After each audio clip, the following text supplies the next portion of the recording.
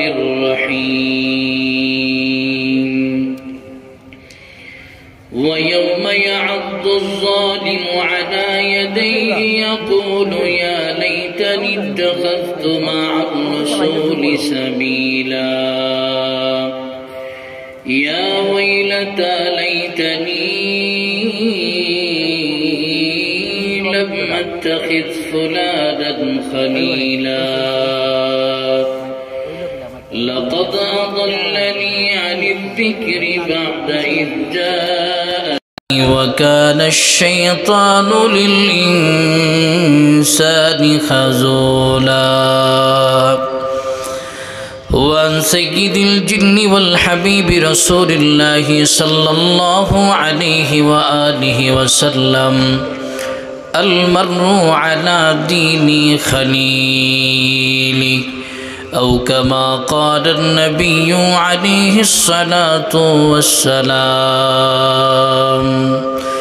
সকলে মহব্বতে জবান খুলে ভালোবাসা নিয়ে যে দুরূদ আমরা নামাজের মধ্যে তিলাওয়াত করি মহব্বতে দুরূদ ইব্রাহিম পড়ি আল্লাহুম্মা সাল্লি আলা মুহাম্মাদিন ওয়া আলা আলি মুহাম্মাদ কামা সাল্লাইতা আলা ইব্রাহিম ওয়া আলা আলি ইব্রাহিম ইন্নাকা হামিদুম মাজিদ اللهم بارك على محمد وعلى آل محمد كما باركت على إبراهيم وعلى آل إبراهيم إنك حميد مجيد محمد هرگز نگفتا محمد هرگز نگفتا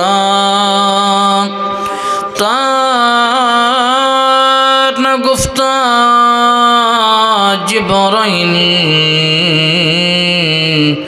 جبرائیل هرگز نگفتا تا نگفتا رب الجلیل بلغ العلا بکماله كشف الدجى بجماله حسنت جميع خصاله صلوا عليه وآله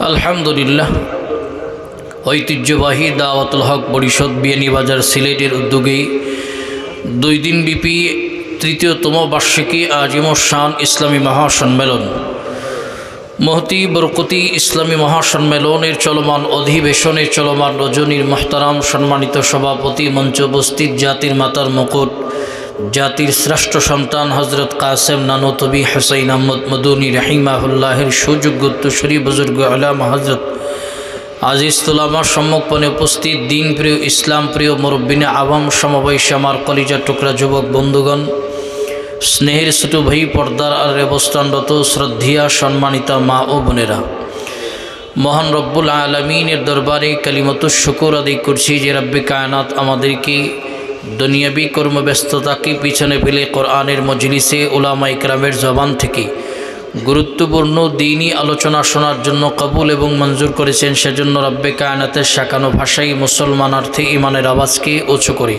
আকাশ বাতাস মুখরিত করে সমৎসরে শুকর আদায় করছি আলহামদুলিল্লাহ।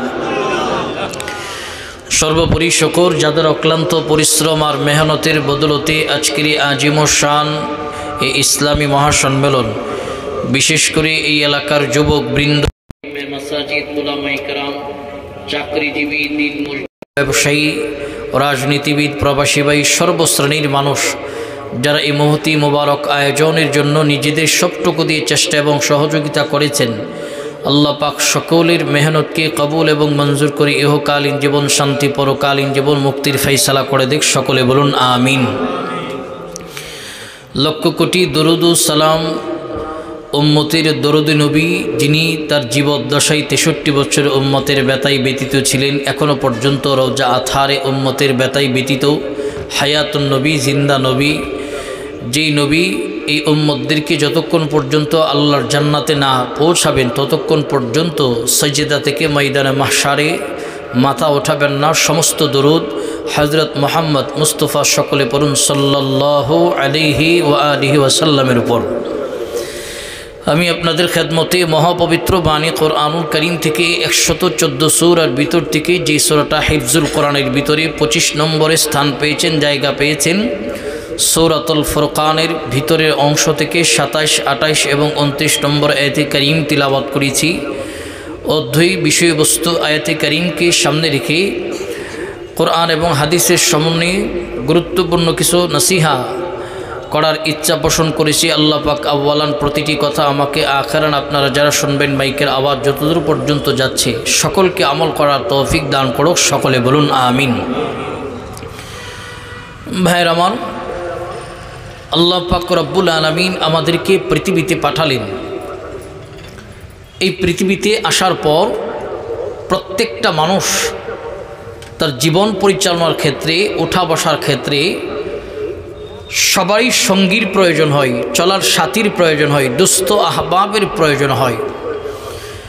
আপনার সন্তান স্কুলে পড়ে, মক্তবে পড়ে, কলেজে পড়ে, ভার্সিটিতে পড়ে, একেবারে সবাই মক্তবে যে পড়ে তারও একজন বন্ধু আছে, সকালবেলা তার সঙ্গে খুশ গল্প করতে করতে মসজিদে যায়, আবার মসজিদ থেকে ছুটি হওয়ার পর খুশ গল্প করে বাড়ি ফিরে। কলেজ ইউনিভার্সিটিতে যারা পড়াশোনা করেন আমাদেরও বন্ধু আছে, দুস্থ আছে, আহবাব আছে। ঠিক মুরব্বী যারা, আপনাদেরও একেবারে বাল্যকালের বন্ধুদের সঙ্গে যখন দুনিয়াবি কাজকর্ম শেষ হয় চায়ের দোকানে কিংবা একটা খালি জায়গায়, খালি ময়দানে বসে খুশ গল্প করে কিছু সময় পার করেন। যেহেতু মানুষ সামাজিক জীব হিসাবে প্রত্যেকটা মানুষ উঠবস করতে গেলে, চলাফেরা করার জন্য তার বন্ধুর প্রয়োজন হয়, দোস্ত আহবাবের প্রয়োজন হয়। এখন আমাদের বোঝার বিষয় হলো দোস্ত কাকে বানাবো, আহবাব কাকে বানাবো, ওঠা বসা যা করবো মানুষের কোয়ালিটিটা কেমন হওয়া চাই। আমাদের কাছ থেকে আমাদের পূর্বের মুরব্বীরা যারা বিদায় হয়ে চলে গেছে, আমাদের বাবা, দাদা, বড় আব্বা, বংশীয় মুরব্বী যিনারা ছিলেন, এদের কাছে বসলে এরা আমাদেরকে খুব দরদ আর মহব্বত, ভালোবাসা নিয়ে দামি একটা নসিহত করতেন। যেই নসিহতটা বাক্য আকারে তিনারা করতেন, বলতেন, সন্তান, সৎ সঙ্গে স্বর্গবাস, অসৎ সঙ্গে সবাই বলেন সর্বনাশ। এই যে কথাটা একটা বাক্য আকারে তিনারা নসিহা করতেন, কিন্তু এর তাৎপর্য, এর গুরুত্ব কত, যে মুরব্বীরা এই কথাটাকে এ কারণেই বলতেন কারণ আগের যুবকরা মুরব্বীদের প্রত্যেকটা নসিহত মেনে এদের জীবন চালাতো। বর্তমান সময়ে যুবকদেরকে যদি মুরব্বীরা বলে এই মাঠে খেলানো যাবে না, এখানে বসা যাবে না, এই দোকানের মধ্যে বেশিক্ষণ আড্ডা দেওয়া যাবে না, তখন অনেক যুবকরা মুরব্বীদের এই কথার উপরে বৃদ্ধাঙ্গুলি দেখায়া এই কাজগুলি সবচেয়ে বেশি করে। আজকে সমাজের ভিতরে মুরব্বী, বড় বাইতুল্য মুরব্বীদের কথার মূল্যায়ন না থাকার কারণে আজকে আমাদের সমাজের ভিতরে অশান্তি আর দাবানল জ্বলছে। জোরে বলুন ঠিক কিনা? মুরব্বীদের কথার মূল্যায়ন নেই, অথচ তিনারা দামি দামি কথা বলতেন। তো আগের যুবকরা মুরব্বীদের কথা অনুপাতে নিজেদেরকে পরিচালনা করত, এ কারণে অনেক যুবক সফল। আমরা পাই না কেন সফলতার সর্বোচ্চ শিখরে পৌঁছাইতে পারি না কেন? একমাত্র আমাদের কাছে কোনো নসিহতের মূল্য নাই, মুরব্বীদের নসিহতের মূল্য নাই, উলামা ইকরামের নসিহতের মূল্য নাই। কোরআন এবং সুন্নাহর নসিহাগুলি যে আমাদেরকে কোরআন এবং সুন্নাহ করেছে, উলামা ইকরাম বলে এই নসিহতের মূল্য আমাদের কাছে নেই। দেখেন, মুরব্বীরা বলেছে বাক্য আকারে, সেম কথাটা আমার আপনার পেয়ারে হাবিব, আমার আপনার নবী হাদিস আকারে বর্ণনা করলেন। উম্মত, আল মারউ আলা দীনি খালিলি। খলিল, দুস্থ আহবাব কাকে বানাবা বলে? ভালো মানুষটাকে বানাও, সবচেয়ে ভালো মানুষ। কেন ভালো মানুষকে বানাইবা? কারণ দুনিয়ার সিস্টেম নিজাম হলো, মানুষ হলো মানবীয় গুণে মানুষ। যে যার সঙ্গে চলে তার হুবহু চরিত্র আখলাক অটোমেটিকলি তার কাছে চলে আসে। বুঝানোর জন্য বলি, এই কারণেই ভালো মানুষকে বন্ধু বানাবেন, দোস্ত বানাবেন। আপনার এই এলাকার 1 নম্বরের একজন যুবক ভালো, সবাই ভালো তাকে নাম্বার 1 বলে, নামাজ পড়ে, টুপি পরে, পাঞ্জাবি পরে, দাড়ি আছে মাশাআল্লাহ, মিসওয়াক পকেটে আছে, কিন্তু তার ওঠা বসার সঙ্গ হলো একজন সিগারেটখোর, গাঁজাখোর, ইয়াবাখোর, ফেন্সিখোর। তো গাঁজাখোর ফেন্সিখোরের সাথে নামাজে ওঠা বসা করার কারণে একদিন, দুদিন, 3 দিন, 4 দিন, 5 দিনের মাথায় সিগারেটখোর দুস্থ নামাজের হাতে সিগারেট ধরাইয়া দিয়ে বলবে দুস্থ খাও, এমন ঘটনা সমাজে আছে না নাই? আবার একেবারে 1 নম্বরের খারাপ, কেউ দেখতে পারে না, কিন্তু তার সঙ্গ হলো একজন টুপিওয়ালার সঙ্গে, দাড়িওয়ালার সঙ্গে, পাঞ্জাবিওয়ালার সঙ্গে, 5 ওয়াক্ত জামাত নামাজ আদায় করে তার সঙ্গে। তো সে কাছে বসে খারাপ দুস্থকে বলবে দোস্ত তুমি আমার সঙ্গে ওঠা বসা করো। এই এলাকার সমস্ত মুরব্বীরা আমাকে দেখে আজান হলে নামাজে যায়, টুপি আছে মাথায়, দাড়িও আছে, পাঞ্জাবিও আছে। এখন থেকে যদি তুমি আমার সঙ্গে চলতে চাও, ওঠা বসা করতে চাও, আজান হলে নামাজে যেতে হবে, সিগারেট হাতে নেওয়া যাবে না, সময় পাইলে 3 দিনের নেশাবের দাওয়াত ও তবলিগে যেতে হবে, সময় পাইলে চরমনার ইস্তেমায় যেতে হবে, সময় পাইলে ওলামায়ে কেরামের সোহবতে যেতে হবে। যদি তুমি আমার সঙ্গে এই শর্ত মেনে চলতে পারো তাহলে তোমার সাথে আমি চলবো, আর না হয় চলবো না। বহু যুবক এই অত্র অঞ্চলে তালাশ করলে পাওয়া যাবে, আগে সিগারেট খাইতো, গাঁজা, ইয়াবা, মদ, ফেন্সি সব সেবন করত, কিন্তু এখন ভালো দুস্থের সোহবতে আসার কারণে তার সঙ্গ তাকে পরিবর্তন করে দিছে। এমন বহু যুবক তালাশ করলে পাওয়া যাবে, জোরে বলুন ঠিক কিনা? এই কারণেই বললেন সঙ্গ যার ভালো তার সঙ্গে চলো, যার খারাপ তার সঙ্গে চলা যাবে না। কোয়ালিটিফুল গুণ লাগবে, যাকে বন্ধু বানাবেন। নসিহা, আমরা তো আজকে নসিহত সব জানি, হুজুর যেই নসিহতি করেন সব জানি। জানার নাম কামিয়াবি নয়, মানার নাম কামিয়াবি। জানেন অনেক কিছু কিন্তু মানেন না, এটা কামিয়াবির লক্ষণ নয়। কামিয়াবির লক্ষণ হলো অল্প জানেন কিন্তু তার চেয়ে বেশি মানেন, তো তার মধ্যেই কামিয়াবি। আল্লাহ রসুলের চাচাতো ভাই আব্দুল্লাহ ইবনে আব্বাস রাদিয়াল্লাহু তাআলা, তিনি আল্লাহ রসুলের কাছে গিয়ে একদিন বসলেন, খেয়াল করেন। তো গিয়া বলতেছেন নবী, মজলিসি বন্ধু কাকে বানাবো? যার সাথে আমি চলবো, সব সময় ওঠা বসা করব, যাকে একেবারে কাছে নিয়ে চলবো, এমন বন্ধুটা কেমন হওয়া চাই?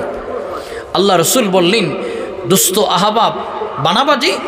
রসুল নির্ধারিত করে দিলেন যে তার মধ্যে কোয়ালিটিফুল লাগবে। কোয়ালিটির মধ্যে 3টা কোয়ালিটি যদি পাওয়া যায় তাকে তুমি মজলিসি বন্ধু বানাইবা, দোস্ত বানাইবা। 3 কোয়ালিটির মধ্যে কোনো কোয়ালিটি তার মধ্যে নাই, তাকে বন্ধু বানানো যাবে না, দোস্ত বানানো যাবে না। আল্লাহ রসুল আব্দুল্লাহ ইবনে আব্বাসকে 1 নম্বরে বলেন ক্বালান নবিয়্যু সাল্লাল্লাহু আলাইহি ওয়া আলিহি ওয়াসাল্লাম মান যাক্কারাকুম বিল্লাহি রুয়াতুহু ওয়া যাদা ফি ইলমিকুম মানতিকুহু وزاد في علمكم منطقه وذكركم بالآخرة عمله। নবী আরবি সাল্লাল্লাহু আলাইহি সাল্লাম আব্দুল্লাহ ইবনে আব্বাস রাদিয়াল্লাহু তাআলা আনহুকে বলেন, আব্দুল্লাহ দুস্থ বন্ধু বানাইবা, তার মধ্যে 3টা গুণ লাগবে। এই মুসলমান মুমিনেরা, যুবক, মুরব্বী, পর্দার অন্তরালের মা, 1 নম্বর গুণের কথা রসুল বললেন মান যাক্কারাকুম বিল্লাহি রুয়াতুহু, যার চেহারার দিকে তাকালে আসমানের রব, জমিনের রব, তাম পৃথিবীর মালিক আল্লাহর কথা স্মরণ হয়, তাকে তুমি বন্ধু বানাও। জোরে বলুন সুবহানাল্লাহ। যার চেহারার দিকে তাকালে কার কথা স্মরণ হয়? জোরে বলেন কার? জোরে একটা মহব্বতে মায়া লাগায় ডাক দেন তো, ইয়া আল্লাহ। ইমানের আওয়াজে ডাক দেন। যারা বাজারে আছে, চায়ের দোকান আছে, তারা যেন দৌড়ায় আসে, ইয়া আল্লাহ। পড়েন সুবহানাল্লাহ, আলহামদুলিল্লাহ, ওয়ালা ইলাহা ইল্লাল্লাহু, আল্লাহু আকবার। আল্লাহর পয়গম্বর বলেন আব্দুল্লাহ 1 নম্বর গুণ লাগবে, যার চেহারার দিকে তাকালে আল্লাহর কথা স্মরণ হয়। কার চেহারার দিকে তাকালে আল্লাহর কথা স্মরণ হয়? জানো, যেই যুবক নিজের যৌবনের ফ্যাশনে কোরবান করলেন, টুপি মাথায় দিয়েছে, দাড়ি লম্বা করলেন, গায়ের মধ্যে সুন্নতি পোশাক জড়াইছে, পকেটে মিসওয়াক জড়াইছে, আজান হয়তো মসজিদে যায়, আজান হয়তো তাকবীরুল্লাহ ধরে, এই সমস্ত যুবকদের চেহারার দিকে তাকালেই তো আসমানের রব, জমিনের রব, তাম পৃথিবীর রব আল্লাহর কথা স্মরণ হয়। 2 নম্বর গুণের কথা রাসূল বললেন ওয়াজাদা ফি ইলমিকুম মানতিকুহু। আব্দুল্লাহ, যাকে বন্ধু বানাইবা, দোস্ত বানাইবা, তার 2 নম্বর গুণ লাগবে। যার কাছে গেলে ইলম পাওয়া যায়, জ্ঞান পাওয়া যায়, মাসআলা মাসাইল শিক্ষা করা যায়, তাকে বন্ধু বানাইবা। কিন্তু আমাদের অবস্থা হলো এমন মানুষটারে বন্ধু বানাইলাম যার কাছে গেলে নাটক পাওয়া যায়, নিত্য নতুন গান পাওয়া যায়, ছবি পাওয়া যায়, সিনেমা পাওয়া যায়, তাকেই বন্ধু বানাইলাম। যুবক না, রসুল বলতেন যার কাছে গেলে ইলম পাওয়া যায়, জ্ঞান পাওয়া যায়, তাকেই বন্ধু বানাও। আব্দুল্লাহ ইবনে আব্বাসকে আল্লাহ রসুল বলেন, এই আব্দুল্লাহ শোনো, 3 নম্বর গুণ লাগবে। ওয়াযাক্কারাকুম বিল আখিরাতি আমালুহু, যার আমল দেখলে আখিরাতের কথা স্মরণ হয় তাকে বন্ধু বানাও। 3 গুণওয়ালাকে বন্ধু বানাইলে লাভ হবে কি জানো? দুনিয়ার জীবন সফল, পরকালীন জীবন সফল।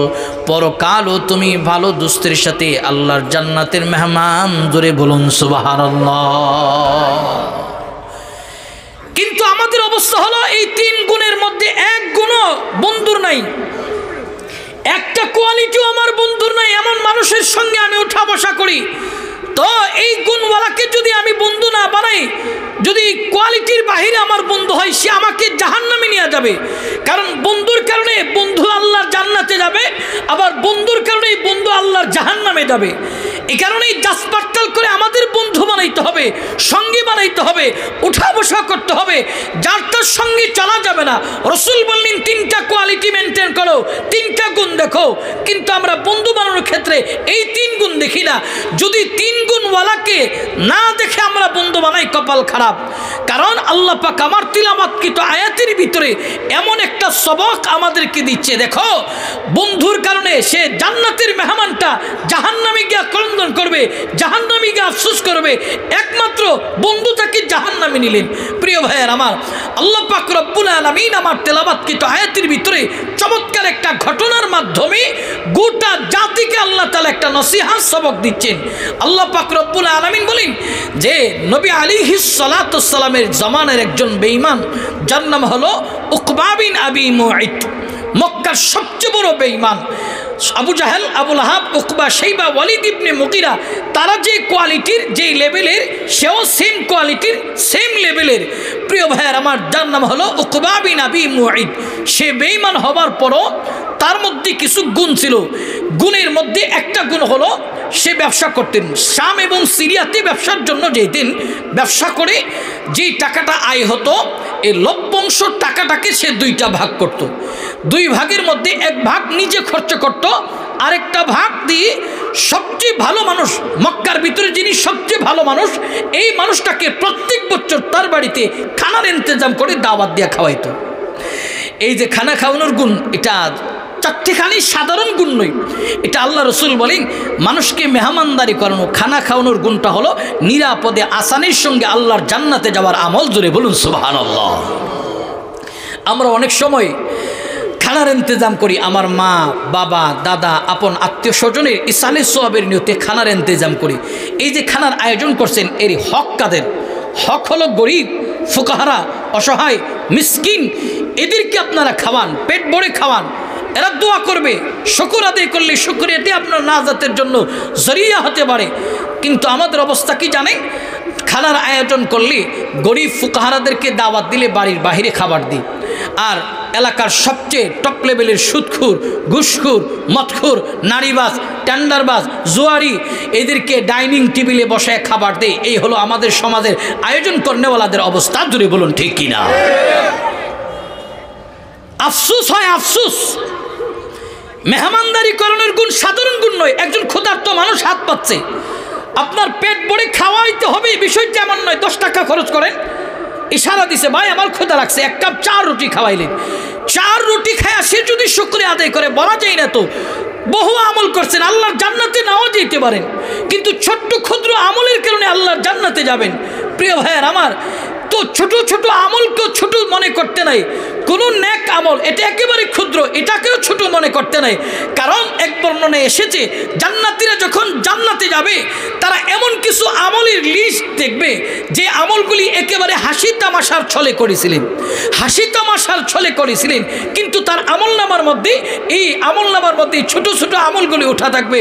তখন তারা বলবে, হ্যাঁ দেখছো হাসি তামাশার ছলে এই ছোট ছোট আমল করছিলাম, কিন্তু এই আমল তো আল্লাহ তাআলার কাছে গ্রহণযোগ্য হয়ে গেল। আপনার কাছে 10 টাকা একেবারে কম, কিন্তু আল্লাহ তাআলার কাছে একজন ক্ষুধার্ত মানুষকে খাওয়াইছেন, এই খাওয়ানোটাই অনেক বড়। জোরে বলুন আল্লাহু আকবার। তো মিসকিন যখন ক্ষুধার্ত ভাব দেখায় ফিরিয়ে দেন না, খাওয়ান দিয়ে। তো জান্নাতে যাওয়ার আমল, আল্লাহ রাসূল বলেন 4টা আমল জান্নাতে যাওয়ার আমল, নিরাপদে আসানির সঙ্গে 4 গুণওয়ালা মানুষ যারা হয় আসানির সঙ্গে আল্লাহর জান্নাতে যাবে। 1 নম্বর রাসূল বলে, قال النبي صلى الله عليه وآله وسلم أفشوا السلام وأطعموا الطعام وصلوا الأرحام وصلوا بالليل والناس نيام تدخلوا الجنة بالسلام। আল্লাহ রসুল বলেন 1 নম্বর নিরাপদে জান্নাতে যেতে চাও 1 নম্বর গুণ লাগবে। আল্লাহর পয়গম্বর বলেন আফশুস সালাম, এর অর্থ হলো মানে হলো সমাজের ভিতরে সালামের প্রচলন ঘটাও। সালাম দাও, সালাম দাও, একে অন্যকে সালাম দাও। যুবক মুরব্বীকে দাও, মুরব্বী যুবককে দাও। কিন্তু আমাদের সমাজের ভিতরে মুরব্বী যুবককে সালাম দিবার চায় না, যুবক মুরব্বীকে দিবার চায় না। মুরব্বী অহমিকা আর দাম্ভিকতা নিয়ে ঘুরে। যদি জিজ্ঞেস করা হয় বাজান যুবক আপনার সামনে দিয়ে চললো, আপনি সালাম দিলেন না কেন? বলে আমি বয়সী মুরব্বী, আমার গায়ে যৌবনের পাওয়া, আমার গায়ে বয়সী মুরব্বী, দাড়িতে পাকন ধরেছে, চুলে পাকন ধরেছে, আমি কেন দেব? নৌজান আমাকে দেবে, আমি মুরব্বী মানুষ। এই কথার দ্বারা প্রমাণ হয়ে গেল আপনার অন্তরের ভিতরে বয়সের অহমিকা দাম্ভিকতা ঢুকেছে। যুবকদেরকে যদি জিজ্ঞেস করা হয় যুবক মুরব্বীর সামনে দিয়ে গেল, সালাম দেশ নাই কান? বলে সালাম দেব কেন? মুরব্বী হলো যৌবন তার কাছে নাই, আমি নৌজান, আমার কাছে নৌজান আছে, যৌবন আছে, অতএব আমার গায়ে পাওয়ার আছে, আমাকে মুরব্বী দিবে, আমি কেন দেব? যুবক এই কথার দ্বারা প্রমাণ হয়ে গেল তোমার অন্তরের ভিতরে যৌবনের অহমিকা ঢুকে গেল। ছোট ভাই বড় ভাইকে সালাম দেয় না, বাপ সন্তানকে সালাম দেয় না, অহমিকার দাম্ভিকতা নিয়ে একে অন্যের সামনে দিয়া যায়, সালাম নাই, সালাম নাই। অথচ অহমিকা অন্তর থেকে নামাও, অহমিকা অন্তর থেকে নামাও। মাটির মানুষ কোনোদিন অহমিকা করা যাবে না, মাটির মানুষ মাটিতেই আমরা মিশে যাব। মাটির মানুষ কোনোদিন অহমিকা করতে পারে না। অহংকার অন্তর থেকে নামাও, দাম্ভিকতা নামাও, সালাম দাও। কিন্তু আমাদের অন্তরের ভিতরে অহমিকা ভরপুর, একে অন্যকে সালাম দিতে চায় না। আমরা সালামের আদান প্রদান আজকে সমাজের ভিতরে নাই। অহংকার করে লাভ নাই, আমরা তো জান্নাতের টিকিটও পাই নাই, সুসংবাদও পাই নাই। খবর নিয়ে দেখো জান্নাতের সুসংবাদ পানেওয়ালা সাহাবীদের অন্তরে সালামের ব্যাপারে কোনো অহমিকা ছিলেন না, তাকাব্বুরি ছিলেন না। এরা যাকে পায় তাকে আগে আগে সালাম দেওয়ার চেষ্টা করত, অহংকার ছিলেন না, তাকাব্বুরি ছিলেন না। আল্লাহর পয়গম্বরের সাহাবী হযরতে আবু বকর রাদিয়াল্লাহু তাআলা খবর নাও। কে সে আবু বকর জানো? যার ব্যাপারে বলো করো জান্নাতের 8 দরজা থেকে আহ্বান আসবে, স্লোগান আসবে, আবু বকর আপনি আমার দরজা দিয়ে আল্লাহর জান্নাতে আসেন, আল্লাহর জান্নাতে আসেন ডাকবে। কিন্তু এই আবু বকর রাদিয়াল্লাহু তাআলার অন্তরে সালামের ব্যাপারে কোনো অহমিকা নাই, দাম্ভিকতা নাই। হযরতে আবু বকর যাকে পাই তাকে সালাম দেয়, হযরতে আবু বকর যাকে পাই তাকে সালাম দেয়। কত দামি আবু বকর জানো? আম্মা জান আয়েশা সিদ্দিকা রাদিয়াল্লাহু তাআলা থেকে বর্ণিত হয়, আম্মা জান আয়েশা সিদ্দিকা একদিন ঘুমের ঘরে গেছে, যাওয়ার পর ঘুমাইতে যাবে এমন সময় নজরটা আকাশের দিকে পড়লেন। আকাশের দিকে পড়ার পর আম্মা জান আয়েশা সিদ্দিকা রাদিয়াল্লাহু তাআলা আনহা আকাশের দিকে তাকিয়ে তাকিয়ে চিন্তা করতেছে, তো সুন্দর করে আল্লাহ তাআলা আকাশটারে বানালো, তারকারাজি দ্বারা সেটিং করেছে। এই যে বিশাল তারকারাজির সম পরিমাণ কার ইবাদতের আমল আছে? নবীকে একটাবার প্রশ্ন করার দরকার। আল্লাহর পয়গম্বর এই কালিমাতুল্লাহ দাওয়াত দিয়ে যখন রাত্রেবেলা আম্মা জান আয়েশা রাদিয়াল্লাহু তাআলার ঘরের ভিতরে আসতে, আম্মা জান গিয়া বলে নবী আমার একটা কথা বলবো বলবো বলে বলে বলে বলে দিন পেরিয়ে যে রাত্র চলে যায়। কি কথা বলো? নবী আমার এই যে আল্লাহ সুন্দর করে আকাশ বানালো, বলে হ্যাঁ, আকাশটারে সুন্দর করে তারকাদের দ্বারা সেটিং করেছে, বলে হ্যাঁ, এত সুন্দর আকাশ, এই আকাশের তারকারাজির সমপরিমাণ কার ইবাদতের আমল আছে যদি বলতেন একটাবার শুনি আমি কলিজা ঠান্ডা করতাম। আল্লাহর পয়গম্বর বলেন আয়েশা এই আকাশের তারকারাজির সমপরিমাণ ইবাদতের আমল রয়েছে আমার প্রিয় সাহাবী হযরতে উমরের। জোরে বলুন সুবহানাল্লাহ। বলছে, বলা মাত্র আম্মা জান আয়েশা সিদ্দিকার চেহারা একটু মলিনতার ছাপ। তো প্রশ্ন করেছিলেন এই কারণে যে আমার আব্বাজির নাম নি বলে, তো ওমরের নাম বলার কারণে চেহারার মধ্যে মলিনতার চাপ আসছে। তো রাসূল আবার বুঝতে পারলেন যে আয়েশা কেন চেহারা মলিন করছে। তো পরক্ষণেই আমার আপনার পেয়ারা হাবিব জিজ্ঞাসা করলেন, আয়েশা চেহারা মলিন করছো, তুমি আমাকে প্রশ্ন করছো, জবাবে ওমরের নাম বলেছি, এই কারণেই বোধহয় চেহারাই মলিনতার চাপ, তোমার বাবার নাম বলি নেই বিদায় রাগ করছো, গুচ্ছা করছো। তো আম্মা যারা আয়েশা সিদ্দিকা একটু ভঙ্গিমার দ্বারা বুঝাইলেন, হ্যাঁ আমি একটু কষ্টই পেয়েছি। আল্লাহ রসুল তখন তৎক্ষণাৎ আম্মা জান আয়েশা সিদ্দিকাকে বুকে নিয়ে চাপ দিয়া কপলের চুমু খেয়ে বলে, আয়েশা আমার আবু বকর আল্লাহ তাআলার কাছে কত দামি জানো, এই আকাশের তারকারাজি সম পরিমাণ আমার সিদ্দিকে আকবরের এক রাতের এক রজনীর আমল। জোরে বলুন আল্লাহু আকবার। হযরতে সিদ্দিকে আকবরের কাছে হযরত ওমর প্রায় সময় গিয়ে বলতেছেন, আবু বকর আমি ওমরের সারা জিন্দেগির ইবাদতের আমল আপনি নেন, এর বদলতে আল্লাহ রসুলের সঙ্গে যে গারে সুরে 3 দিন থেকেছিলেন ওই 3 রাত্রের আমল আমাকে দিয়ে দেন, এতেই আমার ভাগ্য পরিবর্তন হয়ে যাবে। এত দামি আবু বকর সালামের ব্যাপারে অহমিকা নাই, খেয়াল করেন। অথচ আমাদের কি ভাব যে আমি বড় আলেম, আমি মুফতি, আমি অমুক, আমি খতিব, আমি চেয়ারম্যান, আমি মেম্বার, আমি কেন রিক্সাওয়ালাকে দেব, সুইপারকে দেব, ঠেলাওয়ালাকে দেব, আমাকে তারা দেবে না। সালামের ব্যাপারে কোনো অহমিকা নাই। রাসূল বলেন যে সালাম দেবে, যে সালামের আদান প্রদান ঘটাবে, সে নিরাপদে আল্লাহর জান্নাতের মেহমান। ধরে বলুন সুবহান। আজকে তো এই সুন্নাত জিন্দা করতে পারি না, এই সুন্নাত জিন্দা করতে পারি না। দেখেন এই সালাম, বহু মানুষ আছে বয়স 40 পেরিয়ে গেছে, 50 হয়ে গেছে, এই সালাম আলিও সুন্দর করে দিতে পারে না। এই সালামটা যে দেবে এটাও সুন্দর করে দিতে পারে না। সমাজে কত রকমের সালাম যে শোনা যায়, আসসালামু আলাইকুম, সালাম আলাইকুম। সমাজের ভিতরে কত ডিজিটাল সালাম দিয়ে শোনা যায়, অথচ সালাম এটা সহি শুদ্ধ করবেন। বলে হুজুর আমরা বুড়ো হয়ে গেছি, আমরা এখন পারি না। চেষ্টা করেন, পারবেন না কেন? অবশ্যই পারবেন। আমাদের তো চেষ্টা নাই। আজকে আমরা যে এই সুন্নতের আমলটা সঠিকভাবে করব, সহিভাবে করব, সেই চেষ্টাটুকুও আমাদের নেই। প্রিয় ভাইয়ের আমার, আজকে আমাদের অহমিকা আছে, ঠিক চেষ্টা নাই। তো সিদ্দিকে আকবর এত দামি সাহাবী, সালামের ব্যাপারে অহমিকা নাই। হযরতে আবু বকর রাদিয়াল্লাহু তাআলা যাকে পাই ওই মানুষটা কি আগে আগে সালাম দেয়। হযরতে উমর চিন্তা করলেন এত দামি সাহাবী আবু বকর আমাকে আগে সালাম দেন, একদিনও আমি নবীর সাহাবী আবু বকরকে আগে সালাম দিবার পারি নাই, কি করা যায়? পরামর্শক্রমে হযরতে উমর রাদিয়াল্লাহু তাআলা গাছের ছায়ের নিচে দাঁড়িয়েছে সিদ্দিক আকবরের চলার রাস্তায়। এই মুসলমান যুবক মুরব্বী, পর্দার অন্তরালের মা, বাপজান শোনো, হযরত ওমর যখন গাছের ছায়ায় দাঁড়াইছে, সিদ্দিক আকবর পথ চলতেছে, নিচের দিকে নজর। হযরত ওমর চিন্তা করলেন আবু বকর আরেকটু সামনে আসবে, আমি তারে সালাম দেব, তিনি আজকে আমাকে দিতে পারবে না, তার দ্বারা সম্ভব নয়। সিদ্দিক আকবর রাদিয়াল্লাহু তাআলা নিচের দিকে নজরটা হঠাৎ করে উপরে উঠছে। উপরে ওঠার পর হযরতে আবু বকর তাকায় দেখলেন দূরে খলিফাতুল মুসলিমিন ওমর দাঁড়ায় আছে। ওমর চিন্তা করলেন আরও কাছে আসবে, আমি সালাম দেব। আর হযরতে আবু বকর দূর থেকে উচ্চাঙ্গ আওয়াজে সালাম দিয়েছে, আসসালামু আলাইকুম ওয়া রাহমাতুল্লাহি ওয়া বারাকাতুহু। নবীর সাহাবী আমার ভাই ওমর, তুমি কেমন আছো? জোরে বলুন আল্লাহু আকবার। দাঁড়াইছিলেন আগে সালাম দিবে, কিন্তু সম্ভব নয়।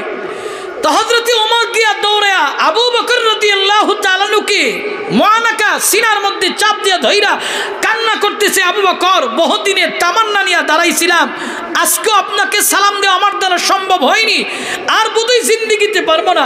হযরতে সিদ্দিক আকবর বলেন, শোনো, আল্লাহ রাসূল যে নসিহত করেছে এই নসিহতটা আমি 100 থেকে 100 মানার চেষ্টা করি, আগে সালাম দেওয়ার চেষ্টা করি। কারণ আগে সালাম এই কারণেই দেই, কারণ সালাম যে আগে দেই বুঝতে হবে তার দিলের ভিতরে বিন্দু পরিমাণ অহমিকা আর দাম্ভিকতা নাই। জোরে বলুন আল্লাহু আকবার। এই কারণে দেওয়ার চেষ্টা করি। সালাম একটা মেডিসিনও বোধে, সালাম একটা ঔষধ। কেমন ঔষধ? আমরা যখন অসুস্থ হই ডাক্তারখানায় যে ওষুধের জন্য, ঠিক সালামও একটা ঔষধ। কেমন ঔষধ? দুশ্মন আপনার সঙ্গে কথা বলে না 5 বছর 10 বছর, একদিন রাস্তায় পাইছেন তো আপনি দুশ্মনের সামনে দাঁড়ায় যদি মুস্কি হেসে দিয়া সালাম দিতে পারেন তো সালামের বদলতে এই দুশ্মনী ভুলে আপন বন্ধু হবে, এমন বহু ঘটনা আছে। জোরে বলুন ঠিক কিনা? এমন বহু ঘটনা আছে। এই কারণে ছোট ভাই বড় ভাইকে সালাম দাও। বড় ভাই ছোট ভাইয়ের সামনে দিয়া যায় তো সালাম দেয় না, জিজ্ঞেস যদি করে কেন দাও না, লজ্জা লাগে। ছোট ভাই কেন দাও না, লজ্জা লাগে। বাপ সন্তানের সামনে দিয়ে দেয়, সালাম দেন না কেন, লজ্জা লাগে। অথচ সমাজের বাস্তব চিত্র হলো, দেখবেন ছোট ভাই বড় ভাই বাবা সন্তান মিলে একই চায়ের দোকানে বাসার ভিতরে টেলিভিশনের স্ক্রিনের পর্দায় উলঙ্গ মহিলার তামাশা একসাথে দেখতেছে, ওখানে হায়া লজ্জা নাই, সালাম সুন্নত জিন্দা করবে ওখানে আমাদের লজ্জা হয়। এই হলো সমাজের কিছু মানুষের অবস্থা। জোরে বলুন ঠিক কিনা? সুন্নত জিন্দা হবে লজ্জা হয়, কিন্তু নর্তকীর নাচ দেখবে ওখানে কোনো লজ্জা নাই। সুন্নত জিন্দা করতে গেলে লজ্জা হয়। আফসোস আর পরিতাপের বিষয়, আমরা শেষ জমানায় চলে আসছি।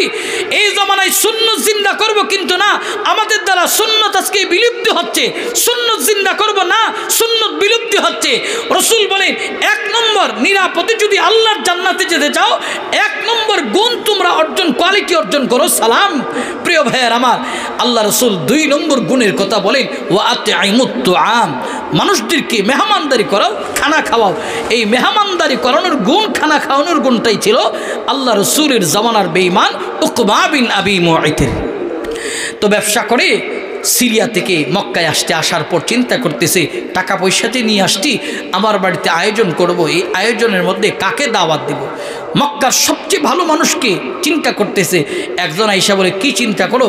যে মক্কার সবচেয়ে ভালো মানুষকে দাওয়াত দিয়ে খাওয়াবো, এই চিন্তায় আছি। বলে মক্কা কেন, পুরা পৃথিবী যদি তুমি তালাশ করো, নবী আলাইহিস সালাতু ওয়াস সালাম আখিরি জামানার পয়গম্বর মুহাম্মদ আরবির মতো ভালো মানুষ তুমি পাইবা না। আল্লাহ রসুলকে তোমার বাড়িতে দাওয়াত দাও। জোরে বলুন সুবহানাল্লাহ। নবীর মতো ভালো মানুষ পূর্বে ছিল? কথা বলেন ছিল? কিয়ামতের আগে আসবে? ছিল না, আসবেও না। প্রিয় ভাইয়ের আমার, এটা আমরা শুধু মুসলিমরাই বলি নেই, একজন খ্রিস্টান 100 মনুষ্যের জীবনী লিখছে। মাইকেল এইচহার্ট একজন খ্রিস্ট ধর্ম অবলম্বী হওয়ার পর 100 মনুষ্যের জীবনী লিখছে। 100 মনুষ্যের জীবনীর ভিতরে 1 নম্বরে আমার আপনার রসুলের নামটা লিখেছে। সম্মিলিত খ্রিস্টান পরিষদ থেকে তাকে জিজ্ঞাসাবাদ করা হলো যে, এইচহার্ট তুমি খ্রিস্টান হওয়ার পরও 100 মনুষ্যের জীবনী লিখতে গিয়ে 1 নম্বরে নবী মুহাম্মদ আরবি মুসলমানদের নবীর প্রশংসা লেখলা কেন? বলে আমি 100 মনুষ্যের জীবনীর সামনে রেখে রিসার্চ করলাম, গবেষণা করলাম, এমন একজন মানুষের নাম আমি 1 নম্বরে নিয়েছি যার চারিত্রিক অবস্থা ভালো, সব দিক ভালো, যার চরিত্রের মধ্যে কোনো লেপট নাই, তার চারিত্রিক আখলাক গবেষণা করে করে আমি দেখলাম 1 নম্বরে তার নামটি আনার যোগ্য। এই কারণে আমি নবী মুহাম্মদ রাসূলুল্লাহর নাম 1 নম্বরে নিয়েছি। জোরে বলুন সুবহানাল্লাহ। আমার আপনার রসুল কেমন ছিলেন? আজকে আমরা সেই নবীর উম্মত দাবি করি, অথচ আমার দ্বারা টাকায় জবান বিক্রি হয়, আমার দ্বারা টাকায় জবান বিক্রি হয়। আল্লাহ রসুলের আখলাক কত সুন্দর ছিলেন। আল্লাহ রসুলের জবান টাকায় বিক্রি হইতো না, কিন্তু আজকে আমাদের জবান টাকায় বিক্রি হয়। আমরা দাবি করি রসুলের উম্মত। প্রিয় ভাইয়ের আমার, টাকার কাছে আজকে বিচার বেচা কিনা হয়, টাকার কাছে জবান বিক্রি হয়। প্রিয় ভাইয়ের আমার, এটা আখলাকেই পয়গম্বরী নয়। আল্লাহ রসুলকে মক্কার মুশরিকরা বলছে, টাকা লাগলে নেন, পয়সা লাগলে নেন, এরপরও জবান দ্বারা কালিমার দাওয়াত দেওয়া বন্ধ করে দেন। আল্লাহ রসুল বলছেন, সব ছাড়তে পারি, সব ছাড়তে পারি, কিন্তু কালিমার দাওয়াত বন্ধ করতে পারি না। টাকায় জবান বিক্রি হবে না। জোরে বলুন আল্লাহু আকবার। কিন্তু সেই নবীর উম্মত আজকে টাকায় জবান বিক্রি করি। নির্বাচন আসলে তো 7-8 জায়গায় বিক্রি করি। উত্তর পাড়ার প্রার্থী আসলে বলা হয় তোমাকেই দেওয়া হবে, দক্ষিণ পাড়ার প্রার্থী আসলে বলা হয় তোমাকেই দেওয়া হবে, পশ্চিম পাড়া থেকে আসলে বলা হয় তোমাকেই দেওয়া হবে। তো একজন মানুষের বুট একটা বিক্রি হয় 3 জায়গায়। প্রিয় ভাইয়ের আমার, খাবার সময় 3টার থেকে খায়, দেওয়ার সময় একটাকে দেয়।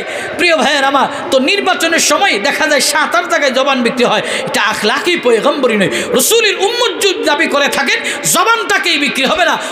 জবানই, এই জবানের কারণে যেন আমাকে জাহান্নামে যাওয়া না লাগে, সেইভাবেই আমার জবান পরিচালনা করতে হবে। জোরে বলুন ঠিক কিনা? আল্লাহ রসুল বলেন 2 জিনিসের জিম্মাদারি নাও। আমি রসুল জান্নাতে যাওয়ার জিম্মাদারি নিব। আল্লাহ রসুল বলেন, মাইয়াদমাল লিমা বাইনা লাহিয়াইহি ওয়া মা বাইনা রিজলাই আজমাল্লাহুল জান্নাহ। 1 নম্বর জবান, 2 নম্বর লজ্জাস্থান। কিন্তু আমাদের এই 2 জিনিসের হিফাজত নাই, যার দরুন আজকে আমরা দিন দিন জাহান্নামের দিকে এগোচ্ছি। প্রিয় ভাইয়ের আমার, জান্নাতে যদি যেতে চাই তো জবানেরও হিফাজত করা লাগবে। আল্লাহ রসুলের দাওয়াতের কথা বললেন, তুমি আল্লাহ নবীকে দাওয়াত দাও তোমার বাড়িতে প্রধান আকর্ষণ হিসেবে যাও। তো বেঈমান উকবা বেঈমান হওয়ার পরও পরের দিন দৌড়ায় আল্লাহর পয়গম্বরের বাড়ি হাজির হলো। আমার আপনার নবীর বাড়ি থেকে হাজির হয়ে বলে, নবী আমার আপনার বাড়িতে একটা দাওয়াত দেওয়ার জন্য আসছি। বলে কিসের দাওয়াত বলো? আল্লাহর পয়গম্বর বেঈমান উকবাকে দেখে খুব আনন্দিত হলেন। উকবা বলতেছে, নবী আমার আগামী কাল আপনাকে আমার বাড়িতে প্রধান আকর্ষণ হিসেবে দাওয়াত দিবার চাই, খানার ইন্তজাম করবো, এই খানার ইন্তজামে আপনি প্রধান অতিথি। নবী আমার উকবা বিন আবি মুআইতের দাওয়াত গ্রহণ করলেন, শুকর আদায় করলেন। মুসলমান যুবক মুরব্বী পর্দার অন্তরালের মা, আল্লাহর পয়গম্বর বেঈমান উকবা বিন আবি মুআইতের দাওয়াত গ্রহণ করলেন, কবুল করলেন। দাওয়াত কবুল করার পর সাহাবাত মাইনদের জামাত নিয়া আল্লাহর পয়গম্বর বেঈমান উকবার বাড়িতে খানা খাওয়ার জন্য গেছে। যাওয়ার পর আল্লাহর নবীর সামনে দস্তরখান দিল। এই মুসলমান মুমিনেরা খেয়াল করে নাও, নবীর সামনে দস্তরখান দেওয়ার পর খানা আসলেন। আল্লাহর পয়গম্বর হাত দৌত করলেন, হাত দৌত করে গভীর থেকে গভীরভাবে চিন্তা ভাবনা আরম্ভ করলেন।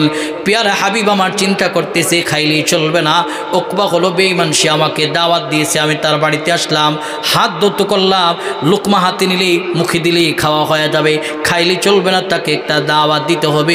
কিসের দাওয়াত? বলে পৃথিবীর শ্রেষ্ঠ একটা দাওয়াত হলো লা ইলাহা ইল্লাল্লাহু মুহাম্মাদুর রাসূলুল্লাহ সাল্লাল্লাহু আলাইহি ওয়া আলিহি ওয়াসাল্লাম। কালিমার দাওয়াত তার কাছে পৌঁছাতে হবে। আল্লাহর পয়গম্বর এই ভরা মজলিসের ভিতরে বেঈমান উকবাকে তলব করলেন। কোথায় উকবা? আল্লাহর নবীর সামনে উকবা, তোরে আমি একটা কথা বলবো, বল আমার একটা কথা রাখবে কিনা? উকবা বিন আবি মুআইত বলে, নবী আমার একটা কেন, এই মজলিসের ভিতরে হাজার কথা বলবেন, হাজার কথা রাখবো, শত কথা বললে শত কথা রাখবো। আমার আপনার পয়গম্বর বলেন, হাজার কথার শত কথা বলা আমার ইচ্ছা নাই, একটা কথা বলবো, এই একটা কথাই দুনিয়ার সবচেয়ে দামি কথা। উকবা তোর বাড়িতে আসছি, খাবো, তোরে খাওয়ার আগে আমি এখানে একটা দাওয়াত দিবার চাই, পর লা ইলাহা ইল্লাল্লাহু মুহাম্মাদুর রাসূলুল্লাহ, কালিমা পড়বি, এরপরে আমি নবী খাবো। কালিমা না পড়বি আমি নবী খাবো না। মুসলমান মুমিনেরা, এখানে আমার আপনার জন্য শিক্ষণীয় বুঝার বিষয়, পালনের বিষয় হলো, আমি নামাজিকে বেনামাজি দাওয়াত দিবে, খাওয়া যাবে না। নামাজের দাওয়াত আগে তাড়িয়ে দিতে হবে, এরপরে খাইতে হবে।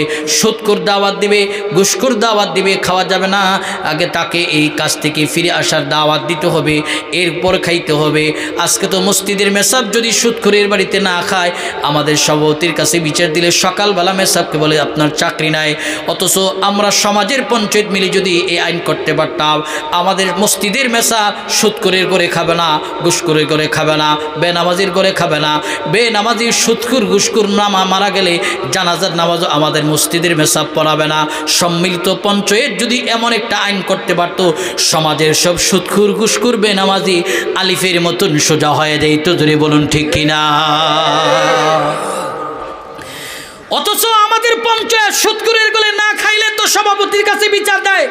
দেখছেন মেসাব আমাদের করে খাই নাই, তো সুদখোরের বিচারটা করার জন্য সভাপতিও নিজেও একজন সুদখোর, কিন্তু আমাদের সম্মিলিতভাবে এই পঞ্চায়েতে এই আইন নেই। সভাপতি বলে, মেসাব আপনি যেহেতু মুখের বাড়িতে খান নাই, তো আপনার মসজিদে চাকরি করার দরকার নাই। অথচ দরকার ছিল মেসাবকে হালাল খোরের করে খাওয়ানো, কারণ হালাল খাবে মেসাব, হালাল খায় তিনি দোয়া করলে আল্লাহ আসমানে আপনাদের দোয়া কবুল করবে। আমাদের এত দোয়া করি, কবুল হয় না কেন? ইবাদত কবুল হওয়ার প্রথম শর্ত হলো রিজকে হালাল। ইবাদত কবুল হওয়ার প্রথম শর্ত হলো রিজকে হালাল। হালাল অন্বেষণ করা গুরুত্বপূর্ণ ফরজ সমূহের মধ্যে একটা ফরজ। আল্লাহ রাসূল বলেন, তলাবু কাসবিল হালালি ফরিদাতুন বাদাল ফরিদা। গুরুত্বপূর্ণ ফরজ সমূহের মধ্যে একটি ফরজ হলো হালাল অন্বেষণ করা। আমরা নিজেরা হালাল খাই না, মসজিদের মেসাবুরও হালাল খাইতে দেয় না। তিনি যদি বলে আমি নিজের ঘরে খাবো, তখন বলি নিজের ঘরে খাইলে কি হবে, আমাদের মহল্লা তো খাইতে হবে। তো আমরা সবার ঘরে খাওয়াইতে গিয়া সুদখোর ঘুষখোর বেনামাজি সবার ঘরে খাওয়াইতে হয়, তো মেসাব দোয়া করলে কবুল হবে কি করে? যে হালাল আমরা নিজেরা অন্বেষণ করব, আমাদের এলাকার মেসাবদেরকে হালাল খাওয়াবো, হারাম নয়। প্রিয় ভাইয়ের আমার, হালাল খায়া যখন দোয়া করা হয় এই দোয়াটা আল্লাহর আরশে পৌঁছায়। কারণ আমরা যখন দোয়া করি এই দোয়াটা আসমানে গিয়ে ঝুলন্ত অবস্থায় থাকে। ফেরেশতারা এই দোয়াটাকে পেন্ডিং করে দেখে এটার মধ্যে একেবারে কমপ্লিট পিওর মানুষের দোয়া করছে কিনা। তখন দেখে এই মজলিসে যারা বসে দিলের হালত ভালো কিনা। যখন দেখি দিলের হালতও ভালো, মানুষগুলিও ভালো, ফেরেশতারা ধাক্কা দিয়ে এই দোয়া আসমানে উঠায়, আর না হয় ঝুলন্ত অবস্থায় থাকে, ঝুলন্ত অবস্থায় থাকে। প্রিয় ভাইয়ের আমার, এই কারণে সম্মিলিত পঞ্চায়েত এমন একটা আইন করতে হবে, আমাদের মসজিদের মেসাবকে কোনোদিন হারাম খুরির করে খাওয়াবো না, হালাল খুরির করে খাওয়াবো। কারণ হালাল এক লুকমা খাবারের মূল্য আছে, হারাম এক লুকমা খাবারের কোনো মূল্য নেই। প্রিয় ভাইয়ের আমার, আরে হালাল এক লুকমা খাবার খাইলে 40 দিন পর্যন্ত ইবাদতের মধ্যে মজা পাওয়া যায়। জোরে বলুন আল্লাহু আকবার। দারুল উলুম দেওবন্দ মাদ্রাসার পাশে একজন ঘাস বিক্রেতার বাড়ি ছিলেন, যার নাম হলো শাহজি আব্দুল্লাহ রহমাতুল্লাহি আলাইহি। তিনি একেবারে দরিদ্র মানুষ। দারুল উলুম দেওবন্দের পাশেই যার বাড়ি, শাহজি আব্দুল্লাহ জমিন থেকে ঘাস ওঠায়, ঘাস ওঠায় এটা 6 পয়সা বিক্রি করে, 2 পয়সা নিজে খরচ করে, আর 2 পয়সা সদকা করে, 2 পয়সা তিনি সঞ্চয় করে। এই 2 পয়সা 1 মাসের যত হয়, এই 1 মাসের টাকাটা দিয়া তিনি দারুল উলুম দেওবন্দের আসাদায়ে কেরাম যারা আছে এদেরকে দাওয়াত করে খাওয়ায়। তো দারুল উলুম দেওবন্দের তৎকালীন সময়ের মুহাদ্দিস আল্লামা ইয়াকুব নানুতুবি রহমাতুল্লাহ আলাইহি, তিনি 1 মাস পর্যন্ত অপেক্ষায় থাকতেন যে শাহজির করে কোন সময় দাওয়াত আসবে। একদিন খাদেম গিয়া বলেন, শায়েখ, শাহজি আব্দুল্লাহ গরিব মানুষ, তার করে এমন কি পাইছেন আপনার এত টাকা পয়সাওয়ালা দাওয়াতে, তাদের করে স্বাচ্ছন্দ্য বোধ করেন না, কিন্তু শাহজি আব্দুল্লাহর ঘরে খাবার খাইতে আপনি স্বাচ্ছন্দ্য বোধ করেন? বলে, শোনো, শাহজি আব্দুল্লাহ গরিব হতে পারে কিন্তু তার কামাই হালাল, তার লুকমা হালাল। আমি দেখছি এই শাহজি আব্দুল্লাহর ঘরে আমি ইয়াকুব নানুতুবি 1 লুকমা খাবার খাইলে আমি 40 দিন পর্যন্ত ইবাদতে মজা পাই। জোরে বলুন সুবহানাল্লাহ। ইয়াকুব নানুতুবি বলে, শোন, আমার একজন হারাম করে 1 লুকমা খাবার খাইছিল, ওই খাবার খাওয়ার পর তাকায় দেখি আমার ইবাদতের মধ্যে গরমিল হয়, ইবাদতে গরমিল হয়। এ কারণে শাহজি আব্দুল্লাহ গরিব হতে পারে, তার কামাই হালাল। এ কারণে গরিব মানুষ যারা, এদের কামাই হালাল, এরা পারতে হারামের দিকে যায় না। আর টাকাওয়ালা পয়সাওয়ালা, ওর টাকা না থাকলে মাথা গরম, ব্যাংকে থেকে লোন ওঠা তো চলতে হবে, হারাম। প্রিয় ভাইয়ের আমার, এ কারণে হালাল লুকমা অন্বেষণ করা লাগবে। এটা আমার সাবজেক্ট নয়, বুঝানোর জন্য শুধু কথাটা প্রাসঙ্গিক এসেছে বললাম। প্রিয় ভাইয়ের আমার, তো আল্লাহ রসুলের মতো ভালো মানুষ পৃথিবীতে নাই। রসুল দাওয়াত খাইতে গেলেন, নবী আমার উকবা বিন আবি মুআইদকে বলেন, কালিমা পড়বি, খাবো, আর না হয় খাবো না, আমি বাড়িতে চললাম। উকবা বিন আবি মুআইদ বললেন, নবী আমার, কেবলমাত্র আপনি আমাকে কালিমা পড়ার কথা বললেন, কালিমা পড়লে আপনি আমার বাড়িতে খাবেন, আর না হয় খাবেন না। যেহেতু কালিমা পড়ার কথা বললেন, আমি পড়ে নিলাম লা ইলাহা ইল্লাল্লাহু মুহাম্মাদুর রাসূলুল্লাহ সাল্লাল্লাহু আলাইহি ওয়া আলিহি ওয়াসাল্লাম। এই মুসলমান বাপ, যুবক, মুরব্বী, পর্দার অন্তরালের মা, নবী আমার বলেন, যে ব্যক্তি কালিমা পড়ে সে এতটাই নিষ্পাপ হয়ে যায়। ইসলাম ধর্ম যারা কবুল করে হিন্দু থেকে মুসলমান হয়, খ্রিস্ট ধর্ম থেকে মুসলমান হয়, ইহুদি থেকে মুসলমান হয়, নাসারা থেকে মুসলমান হয়, একেবারে খালেজভাবে যে কালিমা পড়ে পাক সাফ পরিশুদ্ধ অবস্থায় কালিমা পড়ে মুসলমান হয়, ইসলামের ছায়া তলে আসে, এই মানুষটা এতটাই নিষ্পাপ হয়ে যায়। রসুল বলেন, আল ইসলামু ইয়ানহাদিমু মা কানা কাবলা। যে মুসলমান এতটাই নিষ্পাপ হয়, তার কোনো গুনাহ নাই, যার কোনো গুনাহ নাই, সে জান্নাতের মেহমান বনে যায়। আল্লাহর পয়গম্বরের সামনে কালিমা পড়ছে, আল্লাহর পয়গম্বর তার হাতটারে এইভাবে ধরছে, দইরা মজলিসের ভিতরে উঁচু কইরা বলে, এই মজলিসের মানুষেরা শোনো, তোমরা এইদিকে তাকাও। এই উকবা আমার সামনে আমার হাতে হাত রেখে কালিমা পড়লেন, আমি নবী তারে আল্লাহর জান্নাতের ঘোষণা দিলাম, সে জান্নাতি, সে আজ থেকে জান্নাতের মেহমান। এই মুসলমান যুবক, মুরব্বী, পর্দার অন্তরালের মা, খেয়াল করে আল্লাহ রসুল তারে জান্নাতি ঘোষণা করলেন। এই জান্নাতের মেহমানটা এখন জাহান্নামে যাবে। এই জায়গা থেকে আমাদের আলোচনার টার্নিং পয়েন্ট বুঝতে হবে। জান্নাতি ঘোষণা করছে আল্লাহ রসুল, এই জান্নাতের মেহমানটা এখন জাহান্নামে যাবে। একমাত্র কারণ হলো তার সঙ্গ খারাপ, বন্ধু খারাপ, আহবাব খারাপ, চলার সঙ্গী খারাপ। এই কারণে আমাদের চলার সঙ্গী খারাপ হলে চলবে না। আমাদের উঠা বসা ভালো মানুষের সঙ্গে হতে হবে, খারাপ মানুষের সঙ্গে উঠা বসা নয়। খারাপ মানুষ আমারে ধাক্কায় ধাক্কায় আল্লাহর জাহান্নামে নিয়ে যাবে, আর ভালো দোস্ত আমারে ধাক্কায় ধাক্কায় আল্লাহর জান্নাতের দিকে নিয়ে যাবে। সিদ্ধান্ত আপনার, এখন থেকে নিজেরে বোঝাও হেমন কাকে বন্ধু বানাবো কাকে দোস্ত বানাবো। জান্নাতের মেহমান, জান্নাতের রাসূল ঘোষণা করছে জান্নাতের মেহমান উকবা বিন আবি মুয়তির বাল্যকালের দোস্ত, বাল্যকালের বন্ধু, যার নাম হলো উমাইয়া ইবনে খালফ। খবর পাইছে এসে শাম সিরিয়া থেকে আসার পর খবর পাইলে শুনছো তোর দোস্ত কিন্তু উকবা কালিমা পড়ছে, সে কিন্তু কালিমা পইরা নবীর কাছ থেকে জান্নাতের মেহমান খেতাব পাওয়া গেছে। এই কথা শোনা মাত্র সে আর গোসল করে নাই, ফ্রেশ না হয়ে দৌড়ে উকবার বাড়িতে উমাইয়া হাজির হয়ে গেল। উমাইয়ার কি পরিচয় জানো? উমাইয়ার পরিচয় হলো পয়গম্বরে আরবির প্রিয়তম সাহাবী, মসজিদ নববীর মুয়াজ্জিন হযরতে বেলালের মুরিদ। হযরতে বেলালকে কত কষ্ট দিয়েছে, গরম বালির উপরে শয়া, বুকের উপরে প্রচন্ড বাড়ি পাথর দিয়া বলেছে ঈমান ছেড়ে দাও। বেলাল বলেছে লা ইলাহা ইল্লাল্লাহ, লা খালিকা ইল্লাল্লাহ, লা মালিকা ইল্লাল্লাহ, লা রাজিকা ইল্লাল্লাহ। এক আল্লাহর উপরে ঈমান আনলাম, ঈমান দেওয়া যাবে না, কারণ জোয়ারের পানিতে বাদ দিয়ে যেরকম পানি আটকানো সম্ভব নয়, ঈমানদারদের উপরে অত্যাচার জুলুম নির্যাতন যতই করা হোক না কেন, ঈমানদারদের ঈমানের ইসবিহাকে বন্ধ করা সম্ভব নয়। জোরে বলুন ঠিক কিনা? হযরত বেলাল মনিব হলো উমাইয়া ইবনে খালফ। এই উমাইয়া খবর পায় দৌড়ে উকবার বাড়ি হাজির হলো। হাজির হয়ে বলেন এই উকবা, খবর পাইছি তুই নাকি কালিমা পড়ছো, জান্নাতি ঘোষণা খেতাব পায় গেছ। বলে হ্যাঁ। কেমনি রে দোস্ত কালিমা পড়লি আমারে জানাইলি না? আমি না তোর বাল্যকালের বন্ধু, একসাথে উঠা বসা করলাম, খেলা করলাম একসাথে করলাম, মায়ের করলাম একসাথে করলাম, মুহাম্মদের বিরুদ্ধে যদি আমরা ষড়যন্ত্র করছি একসাথে করলাম, তুই আজকে মুহাম্মদ আরবির হাতে কাতরে হাত রেখে কালিমা পড়লি, আমারে জানাইলি না কেন কালিমা পড়লি বল? উকবা বলতেছে দোস্ত রে বিশ্বাস কর, তোরে আমি বলতেছি আমরা মূর্তির কসম খেয়ে বলি, লাত উজ্জাত মানার কসম খেয়ে বলি, আমি দিল থেকে কালিমা পড়ি নাই, অন্তর থেকে পড়ি নাই। পলিটিক্সের কালিমা পড়ছি, রাজনীতির কালিমা পড়লাম। কি আবার পলিটিক্সের কালিমা, রাজনীতির কালিমা বল? বলে শোন, এই যে নবী মুহাম্মদ আরবি আমার বাড়িতে আসতে এতগুলি মানুষের সামনে আমার কালিমা পড়ার কথা বললেন, এখন যদি আমি কালিমা না পড়ি নবী খাবে না, আর আল্লাহর পয়গম্বর প্রধান আকর্ষণ, তিনি না খাইলে আমার বাড়ির খানা নষ্ট হবে। আমি রাসূলকে খাওয়ানোর কালিমা পড়ছি, এটা রাজনীতি পলিটিক্সের কালিমা পড়লাম, অন্তর থেকে পড়ে নাই। বিশ্বাস কর অন্তর থেকে পড়ি নাই। উকবা বিন আবি মুয়িত এই কথা বলার পর উমাইয়া বলে তোর এই কথা বিশ্বাস করা যায় না, কি করলে বিশ্বাস করবি বল? বলে আমার সঙ্গে এখন চল, আল্লাহর পয়গম্বরের বাড়ি যাবি, গিয়া নবীর সামনে দাঁড়াবি, দাঁড়ায়া আল্লাহ রসুলের চারায় তোর থুতু নিক্ষিপ্ত করবি, এরপর বিশ্বাস হবে তুই অন্তর থেকে কালিমা পরশ নেই। জোরে বলুন নাউযুবিল্লাহ। রসুল তারে জান্নাতি ঘোষণা করছে, বন্ধু তারে এখন জাহান্নামে নিয়ে যাবে। এই কারণে জাসপাতাল করে ফ্রেন্ড লিস্টে জায়গা দিবা, যাকে তাকে বন্ধু বানানো যাবে না। দেখেন না বন্ধু বন্ধুর গায়ের মধ্যে গুলি ভরে, বন্ধু বন্ধুর গায়ে ছড়ির আঘাত করে, সাথে আঘাত লাগলে বন্ধু বন্ধুকে হত্যা করে ফাঁসিতে ঝুলিয়ে রাখে, রেল লাইনের পাশে পুঁতে রাখে, নদীতে ভাসায় দেয়, একমাত্র সাথে আঘাত করার কারণে সকল ভাইকে বন্ধু বানানো যাবে না, সবার কাছে হৃদয়ের কথা ব্যক্ত করা যাবে না, সবাই কিন্তু আপনার বন্ধু নয়। প্রিয় ভাইয়ের আমার, বন্ধু এমন মানুষ হওয়া চাই, রাত 2টা বাজে 3টা বাজে ফোন দিয়েছেন, দোস্ত আমি বিপদে পড়ছি, তখন দেখবেন না রাত 2টা না 3টা আপনার দরজায় হাজির হয়, সে আপনার আসল বন্ধু।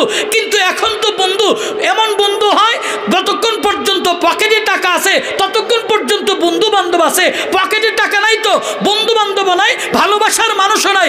এই হলো বর্তমানের হালাত। জুড়ে বলুন ঠিক কিনা? বন্ধু তো এমন হওয়া চাই, রাত 2টা 3টা বাজে বিপদে পড়ছে, ফোন দিছে দোস্ত মায়ের অসুখ তোর আসতে হইব, দেখবে না রাত 2টা না 3টা আপনার দরজা হাজির, দোস্ত আমার পেটে ব্যথা ক্লিনিকে যেতে হবে, দেখবে না রাত 2টা না 3টা আপনার দরজা হাজির। এটাই তো আসল বন্ধুর পরিচয়। বিপদে সুখে দুঃখে যে পাশে থাকে সেই আসল বন্ধু। কিন্তু দেখবেন সুখের সময় বন্ধুর অভাব নাই, আইসা একটা সেলফি উঠে আমার প্রিয় দোস্ত, পাশে একটা সেলফি উঠে ফেসবুকে দে আমার প্রিয় দোস্তর টাকা শেষ তো, হে ভালো মানুষ না, হে ভালো মানুষ না, এটা করছে সেটা করছে, তার মানে এতদিন খাইতে পারছে, বন্ধুর সামনে ছবি উঠায় ফেসবুকে আপলোড করে গেছে আমার প্রিয় দোস্ত। এখন টাকা নাই দোস্তের তো প্রিয় দোস্ত নাই, এই হলো আমাদের অবস্থা। না, যাকে তাকে ফ্রেন্ড লিস্টে জায়গা দেওয়া যাবে না, দাসপাতাল করে বন্ধু বানাতে হবে। প্রিয় ভাইয়ের আমার, অল্প সময়ে যদি ভালো মানুষের সহবত হয় তা আপনার জীবন ধন্য। প্রিয় ভাইয়ের আমার, খেয়াল করেন, একটা এক্সাম্পল উদাহরণ দিলে কতটা জেহেনি বুদ্ধিমূল হবে যে অল্প সময়ের সঙ্গ, ভালো মানুষের সঙ্গ আপনারা বিপদ থেকে উদ্ধার করবে। সুলতান মাহমুদ গজনবী রহমাতুল্লাহ আলাইহি, তিনি একজন বাদশাহ। তো তিনার একটা অভ্যাস ছিল, রাতের অন্ধকারে ছদ্মবেশে প্রজাদের খবর নেওয়ার জন্য তিনি বেরিয়ে যেতেন।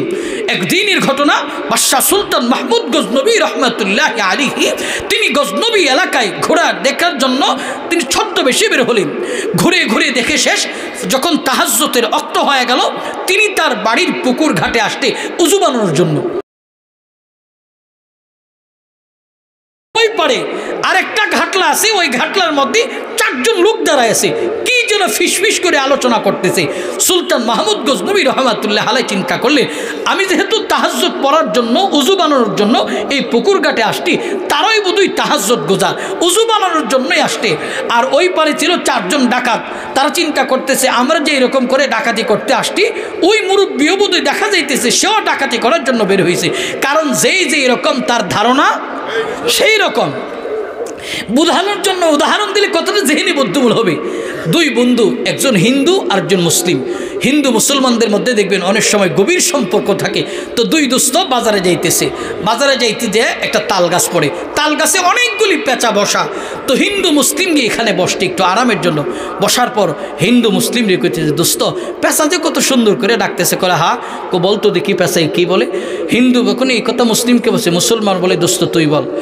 মুসলমান আবার বলে দোস্ত তুই বল। তো হিন্দু বলতেছে পেঁচাই কি বলে দোস্ত জানো? বলে কি? হরে কৃষ্ণ রাধা। এই কথা বলার পর মুসলমান কই, দোস্ত তোর কথা ঠিক হয়নি। আমি বলি পেশাই কি বলি? বলে কি? বলে পেশাই বলতেছে আল্লাহ রাসূল খুদা। এই কথা বলার পর দুই দোস্ত ইচ্ছা মতো কিলাকিলি আরম্ভ করছে। এই কিলাকিলি আরম্ভ করছে।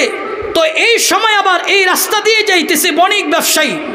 ব্যবসায়ী এদের কিলাকিলি দেখে জিজ্ঞেস করে, কেউ তোমরা না এত দুস্থ, এত বন্ধুত্ব, তো দুজন মিলে মারামারি করতেছে কেন? মারামারির কারণ আছে। কি কারণ? বলে কারণ হলো এই পেশার ভাষা নিয়ে আমাদের মধ্যে দ্বন্দ্ব চলতেছে, পারলে সমাধান দেন, না পারলে কিল খাওয়ার আগে ভাগেন। বলে কি সমাধান? বলে বলেন তো দেখি পেশায় কি বলি। বলে কে কি বললা? হিন্দু আমার দোস্ত বলছে হরে কৃষ্ণ রাধা, আমি মুসলমান বলছি আল্লাহ রাসূল খুদা। এখন বণিক পারলে সমাধান দাও। বণিককে আমাকে শুনতে দাও। বণিক গভীরভাবে শোনার পর বলতেছে, এই তোমরা জানো পেশায় কি বলতেছে? বলে কি? পেশাই বলতেছে পেঁয়াজ রসুন আদা। কারণ বণিক ব্যবসায়ী সারাদিন এই পেঁয়াজ রসুন ঘাটাঘাটি করে, তার ধারণা ঠিক। এই তিনজন মিলে মানে কিলাকিলি। এই রাস্তা দিয়ে যাইতেছে রাখাল, খেতে হাল চাষ করবে। রাখাল এই দৃশ্য দেখে মুরব্বী মানুষ আগায় আসতে, কিরে তোরা তিনজন মিলে মারামারি করছ কেন? কারণটা কি? আমাদের মধ্যে পেশার ভাষা নিয়ে দ্বন্দ্ব চলতেছে, পারলে এখানে সমাধান দেন, না পারলে আপনিও কিল খাওয়ার ভাগী হয়েন না। বলে হ্যাঁ সমাধান দেব, আমাকে একটু শুনতে দাও। তো রাখাল গভীরভাবে শুনছি, শুনে কয় কে কি বললা? হিন্দু বলছে হরে কৃষ্ণ রাধা, মুসলমান বলছে আল্লাহ রাসূল খোদা, বণিক বলছে পেঁয়াজ রসুন আদা। তুমি বলো এখন কি সমাধান দাও। তখন রাখাল বলতেছে, তোরা জানোস পেশায় কি বলে? বলে কি? বলে পেশায় বলতেছে গরু ছাগল গাদা। এই চারজন মিলে ইচ্ছা মতে কিলাকিলি আরম্ভ করছে। সম্মিলিত কিলাকিলি শেষ হওয়ার পর সবাই বলতেছে, রাখাল বলতেছে আমি যেহেতু মুরব্বী মানুষ, দেখ আমি যেহেতু রাখাল আমার ধারণাও ঠিক, সে যেহেতু ব্যবসায়ী তার ধারণাও ঠিক, ও যেহেতু হিন্দু তার ধারণা ঠিক, মুসলমান তোমার ধারণা ঠিক, অতএব যেই যে এরকম তার ধারণা ওই রকম। বই হবার আমার নামাজি মানুষ আরেকজনকে দেখলে তার মতন নামাজি মনে করে, কারণ জন্নুল মুমিনিনা খায়রা, মুমিন মুমিনীদের প্রতি সুধারণা রাখে, ভালো ধারণা রাখে। সুদখোর ভালো মানুষটা দেখলো হে আমার মতন, হে আমার মতনই মনো। প্রিয় ভাইয়ের আমার, তো সুলতান মাহমুদ গজনবী রহমাতুল্লাহ আলাইহি চিন্তা করলেন আমি যেহেতু তাহাজ্জুদের জন্য উঠছি, ওরা বোধহয় তাহাজ্জুদ গুজার, অতএব এদের কাছে যাই একটু পরিচয় দিই। সুলতান মাহমুদ গজনবী ঘুরে এদের কাছে গেছে। যাওয়া মাত্র ওরা জিজ্ঞেস করে নেয় কে আপনি, কে আপনার পরিচয়। তারা যাওয়া মাত্রই বললেন যে আপনি বোধহয় ডাকাতি করার জন্য বের হয়েছেন, আমরা চারজন আর আপনি আমাদের সম্মিলিতভাবে এক হইলে দলে হবে পাঁচজন, আমরা ইচ্ছা মতো আজকে ডাকাতি করব। তো সুলতান মাহমুদ গজনবী কারে আমার ধারণা তো ভুল, এরা তো এই কামলা চুরি করতে বের হয়েছে, ডাকাতি করতে বের হয়েছে। তখন তিনি তার পরিচয়টাকে আরও আড়াল করলেন, আড়াল করে বলতেছে আমি ডাকাতি করতে বের হয়েছি। বলে সমস্যা নাই, আমরা 4 জন আর আপনাকে নিলে 5 জন, 5 জন মিলে ডাকাতি করব। তো ঠিক আছে, তোমাদের দলে আমি অ্যাড হলাম, এখন বলো কার বাড়িতে ডাকাতি করবা। বলে আমরা লিস্ট করেই রেখেছি। কার বাড়িতে? বলে এই রাজ্যের যিনি বাদশাহ সুলতান মাহমুদ গজনবীর বাড়িতে আজকের রাত্রের হামলাটা হবে। তো সুলতান মাহমুদ গজনবী রহমতুল্লাহ আরও নিজের আড়াল করছে। বললেন সুলতান মাহমুদ গজনবীর বাড়িতে যে ডাকাতি করতে যাইবা, তার বাড়িতে তো করা সিকিউরিটি গার্ড আছে, দারোয়ান আছে, পাহারাদার আছে, চুরি করতে গেলে যোগ্যতাও লাগবে। পাশার বাড়িতে যাইবা, হাই সিকিউরিটিওয়ালা বাড়ি, কি যোগ্যতা নিয়ে বের হইছ? 4 জন বলতেছে কোনো সমস্যা নাই, আমরা 4 জন 4টা যোগ্যতা নিয়ে এসেছি। কার কি যোগ্যতা বলো? 1 নম্বর ডাকাত বলে আমার যোগ্যতা হাতেই। বলে কি? বলে হাত দিয়া তালা ধরলে ঠাস ঠাস করে খুলে দেয়, চমৎকার যোগ্যতা। 2 নম্বর ডাকাত বলে আমার যোগ্যতা নাকে। বলে কি? বলে নাক দিয়া ঘ্রাণ নিলে বলতে পারি সোনা দানা রূপ চাঁদি কোন দিকে আছে, চমৎকার যোগ্যতা। 3 নম্বর ডাকাতকে যে তোমার কি যোগ্যতা? বলে আমার যোগ্যতা হলো বাড়ির গৃহপালিত প্রাণীগুলি কি বলে এমন ভাষার পাণ্ডিত্য আমি অর্জন করেছি। বলে তুমি আমার একেবারে কাছাকাছি থাকবা, তোমারও চমৎকার যোগ্যতা। 4 নম্বর ডাকাতকে আমার যোগ্যতা চোখে। বলে এটা আবার কি? রাত্রে যারে দেখি দিনের আলোতে ঠিক তারে চিনি, চিনতে কোনো ভুল করি না। প্রিয় ভাইয়ের আমার, এই 4 জন মিলে বাদশাহ সুলতান মাহমুদ গজনবীকে জিজ্ঞেস করতেছে আপনি যে আমাদের সঙ্গে যাবেন আপনার কি যোগ্যতা আছে? কারণ যোগ্যতা ছাড়া চুরি করতে গেলে কিন্তু ধরা পড়লে কিল একটা মাটিতে নাই। চুরি করতে গেলে যদিও খারাপ জিনিস, যোগ্যতার দরকার আছে না নাই? প্রিয় ভাইয়ের আমার, একটা উদাহরণ দিলে কথাটা জেহেনি বদ্ধমূল হবে। থানা বনে এক বুজুর্গ আলিমিদিন মুজাদ্দিদুল মিল্লাত শাহ আশরাফ আলী থানভী রহমাতুল্লাহ আলাইহি বলে যে থানা বনে কাল্লাওয়ালা এই এলাকার 2 জন ডাকাত সবার ঘরে চুরি করে ডাকাতি করে, কিন্তু এই আল্লাহওয়ালার ঘরে কোনোদিন হামলা দিতে পারে না, কারণ আল্লাহওয়ালা শেষ রাতে ওইটা জিকির করে, আর সুরেরা কিন্তু প্রথম রাত্রে যায় না, শেষ রাত্রেই যায়। তা আল্লাহর ওলির একদিন বাজারে পেয়ে জিজ্ঞেস করে চাচা আজকে কই যাবেন দিনই মশমায়? বহুদূর যাব। তো তারা চিন্তা করলেন বহুদূর যাবে তো মনে হয় অনেক দূরে যাবে, আজকে রাত্রি চাচার ঘরে হামলা দিব। চাচা সুন্দর করে বাজার সদাই করে তার বিবিরে বুঝিয়ে দিয়ে গেছে, বিবি বাজার করে দিয়ে গেলাম, আমি রাত্রে আইসা খাবো, সুন্দর করে খাবারগুলি ডাইনিং টেবিলে বিছানায় সুন্দর করে সাজায় রাখবা। এই কথা বলে চুরে গেছে। তো রাত্র যখন গভীর হইলেন 2 সুর এই আল্লাহর ওলির বাড়িতে চুরি করার জন্য ঢুকছে। চুরি করতে ঢুকা 2 সুর আগেই সিদ্ধান্ত করছে যে তুই হান্ডি পাতিল গোছাইবি আর আমি বাড়ির কাপড় চোপড় স্বর্ণ অলঙ্কার যা পাই সব গোছাবো। 2 সুর মিলে ঘরে ঢুকা 1 সুর কাপড় গোছাইতেছে আর 1 সুর হান্ডি পাতিল গোছাইতেছে। হান্ডি পাতিল গোছাইতে গিয়ে 1 সুর তাকায় দেখলেন এই হান্ডি পাতিলের মধ্যে গুড়া মাছের তরকারি, এত সুন্দর তরকারি তৈরি রাখছে। কিছু সুর তো চুরি করতে যায় না, কিছু শেষরা টাইপের সুরও আছে, এর কাছে বদনাটারও স্বর্ণ মনে হয়। প্রিয় ভাইয়ের আমার, এই গুড়া মাছের তরকারি দিকা এই সুরে কয় চুরি করলে করবো, আগে গুড়া মাছের তরকারি দিয়া ভাত খাইয়া লই। এই প্লেট হাতে নিয়া পাতিল থেকে ভাত নিচে গুড়া মাছের তরকারি নিয়ে সুন্দর করে লোকমা বানাইছে। একটা লোকমা খাইছে, দ্বিতীয় লোকমা খাইছে, তৃতীয় লোকমা মুখে দেবে, এমন সময় আল্লাহর ওলি কাশি দিয়া যখন বাড়িতে আসতে তো 2 সুর কি করবে যে আল্লাহর ওলি আয়সা পড়ছে। বিবি কয় আসুনি সজাগ। তো 1 সুর কারের উপরে ঢুকছে, সেলিনের উপরে, আর 1 সুর খাটের নিচে। আল্লাহর ওলি ঘরে এসে ঢুইকা দেখে ঘরের থালা বাটি যা আছে সব এলোমেলো, খাবারের জায়গায় নেই। বলতেছে বিবি তোমারে বই লাগিয়েছি সুন্দর করে সাজায় রাখবা খাবারগুলি, আমি এসে খাবো। এই এলোমেলো অবস্থায় তরকারি এক জায়গায়, ভাত এক জায়গায়, কাপড় এক জায়গায়, এগুলি করলো কে? তখন আল্লাহর ওলির বিবি কায়া ঘুমিয়েছিল। কিছু মানুষ দেখবেন হের সামনে দিয়ে ট্রাক্টর গেল বলতে পারে না, আবার কিছু মানুষের এমন ঘুম দেখবেন হের সামনে দিয়ে ভাই গেল বলতে পারে, চাচা গেল বলতে পারে, নিজের বিবি গেল বলতে পারে, এটারে কায়া ঘুম বলে। দেখবেন ঘুমাই রয়েছি ঠিক, কিন্তু অর্ধেক চায়া রয়েছে। তো আল্লাহর ওলির বিবি কায়া ঘুম থেকে বলতেছে স্বামী আপনারা খুব মহব্বত করি, ভালোবাসি, আপনার জন্য এইগুলি টেবিলে সাজায় রাখছি কিনা উপরওয়ালাই ভালো জানে।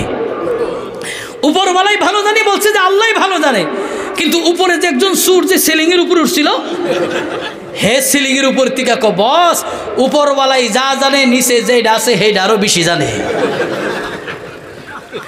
উপরওয়ালা বললে তোরে বোঝানোর দরকার কি?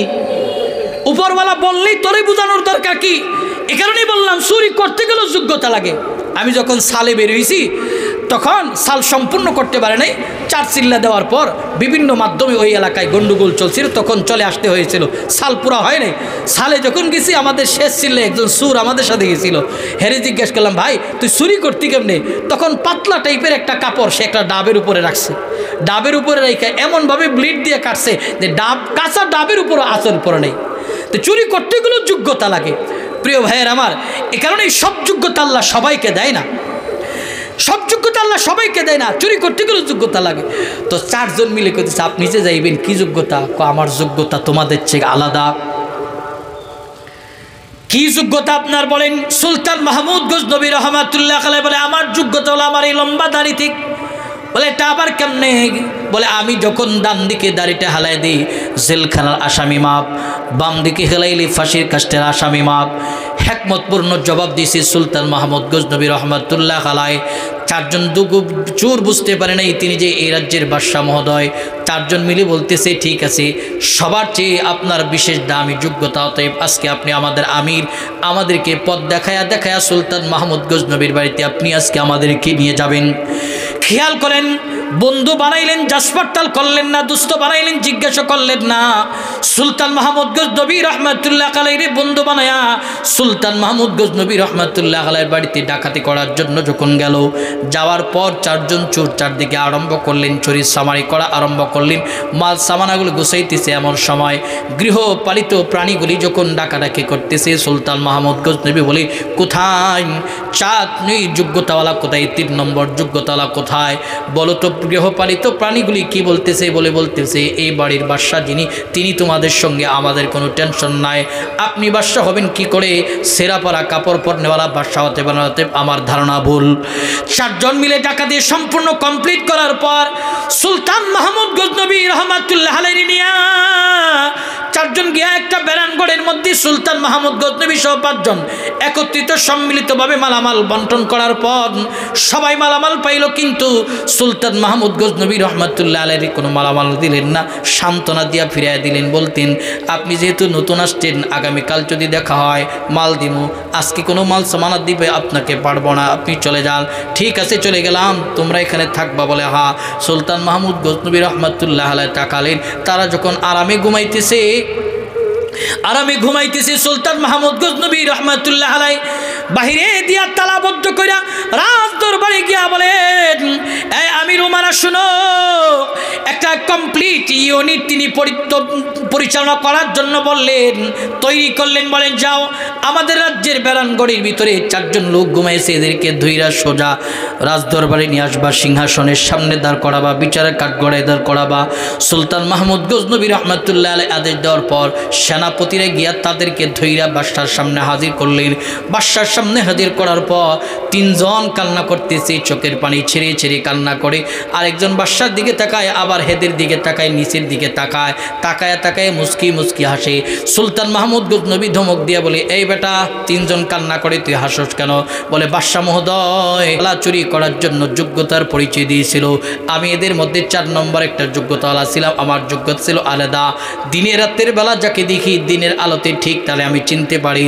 রাত্রেবেলা আমরা ছিলাম 4 জন, 4 জনের সঙ্গে আমাদের যে একজন মুরব্বী দোস্ত ছিল, বন্ধু ছিল, যারা আমরা সঙ্গী বানাইছিলাম, দোস্ত বানাইছিলাম, তিনি বোধহয় আপনার ছিল। আমরা বিপদে পড়লে ডান দিকে হেলাইলে আমরা ফাঁসির কাস্টের আসামি মাপ, বাম দিকে হেলাইলে জেলখানার আসামি মাপ। অতএব আপনি তো গতকাল রাত্রে আমাদের বন্ধু ছিলেন, আপনার বন্ধু ছিলাম আমরা, সঙ্গী ছিলেন। অতএব যেহেতু সঙ্গী ছিলাম, আপনি আমাদেরকে বিপদে ফালাইয়া উদ্ধার করবেন, এই যোগ্যতার পরিচয় দিয়েছিলেন। এখন আমরা আপনার রাজদরবারের সামনে দাঁড়ায় বিপদে, এখন আপনি আমাদের কি ফয়সালা করবেন? সুলতান মাহমুদ গজনবী বলে, ঠিক আছে, যা, যেহেতু অল্প সময় তোদের সাথে আমার সঙ্গ সহবত ছিল, ভালোবাসা ছিল, আমি তোদেরকে মাফ করে দিলাম, ওয়াদা কর আর কোনোদিন চুরি করবি না। জোরে বলুন আল্লাহু আকবার। এই যে দেখেন, অল্প সময় ভালো মানুষের সঙ্গ, ভালো মানুষের সহবত, এ কারণে তারা সম্মিলিতভাবে ইস্তেগফার করার সুযোগ হয়েছে। এ কারণে আমাদেরকে ভালো মানুষ মানুষের সঙ্গে চলতে হবে, উঠা বসা করতে হবে, খারাপ মানুষের সঙ্গে নয়। রাসূল বলেন আল মারু মামান আহাব্বা ইলাই, যার সাথে যার মহব্বত তার সাথে তার কিয়ামত। মহব্বত যদি আলেমের সঙ্গে হয়, মহব্বত যদি খতিবের সঙ্গে হয়, ইমামের সঙ্গে হয়, মুয়াজ্জিনের সঙ্গে হয়, তো মহব্বতের বন্ধনে আবদ্ধ হয়ে এদেরকে নিয়ে আল্লাহর জান্নাতের দিকে এগিয়ে যেতে পারবো। কিন্তু আমাদের মহব্বত আজকে এদের সঙ্গে নয়। আজকে উলামায়ে কিরামকে আমরা দুশমন ভাবি, উলামায়ে কিরামকে আমরা পর মনে করি না। উম্মতের আলেমরা আপনাদের পর নয়, উম্মতের আলেমরা আপনাদের দুর্দিনের বন্ধু, দুর্দিনের সাথী। যেটা আপনারা 2019-20-এ দেখেছেন করোনাকালীন সময়ে এদেশের প্রত্যেকটা স্যাটেলাইট চ্যানেলটাকে যখন বলা হলো করোনায় যাদের মৃত্যু হবে লাশগুলিকে ধরা যাবে না, ছোঁয়া যাবে না, এমনি থাকুক, এমন একটা সিদ্ধান্তকে ওভারটেকিং করে এদেশের উম্মতের আলেমরা নিজেদের পরিবারের মায়া ত্যাগ করে, বিবি বাচ্চার মায়া ত্যাগ করে তারা এমনও লাশের জানাজার সাক্ষী হয়েছে, বাবার লাশটাকে সন্তানরা তালাবদ্ধ করে ঘরের ভিতরে রেখে চলে গেছে, ভাই খোলা আকাশের নিচে রেখে চলে গেছে, মায়ের লাশটাকে বাঁশবাগানে ফেলে ভয়ে আতঙ্ক হয়ে চলে গেছে। উম্মতের আলেমরা নিজেদের জীবন বাজি রেখে করোনায় যাদের মৃত্যু হয়েছে লাশগুলির দাফন কাফনের ব্যবস্থা করেছে, যাদের মৃত্যু হয়েছে এই লাশগুলি দিয়ে শিয়াল কুকুর টেনে চিনে খাই। জোরে বলুন ঠিক কিনা?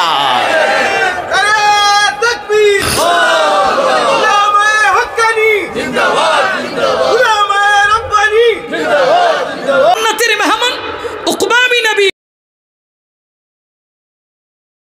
আলাইহিস সালাতু ওয়াস সালামের বাড়িতে যাওয়ার পর আমার আপনার পয়গম্বর ঘর থেকে বের হয়ে আসলেন।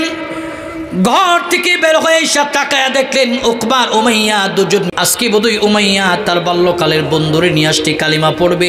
নবী আমার উকবা আর উমাইয়ার সামনে বড় সুন্দর, আমার আপনার পয়গম্বরের আখলাক কত সুন্দর, চারা কত সম্পর্ক এক্ষুনি আমি ছিন্ন করব, আর তোরে বন্ধু বলে পরিচয় জানা।